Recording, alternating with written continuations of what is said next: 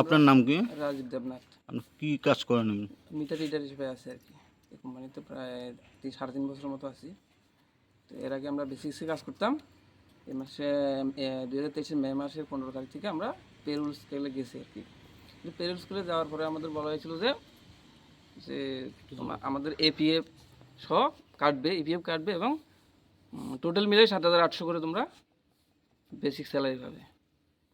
তো দেখা গেলো যে আমরা প্রায় 7-8 মাস হয়ে গেছে, এখন পর্যন্ত কোনো ইপিএফের খবর বার্তা কোনো কিছু না। যায় পে স্লিপ দেওয়ার জন্য বললাম, দিচ্ছে না। আপাতত আবার 2 মাসের স্যালারি আটকে রেখেছে, এখন পর্যন্ত দিচ্ছে না। কাজ করেছে, এখন বলছে যে 10 তারিখ হবে, 10 তারিখ হবে। 10 তারিখ আমরা মানতে পারছি না, এই জন্য অফিসের তালা লাগিয়ে দিয়েছি আমরা।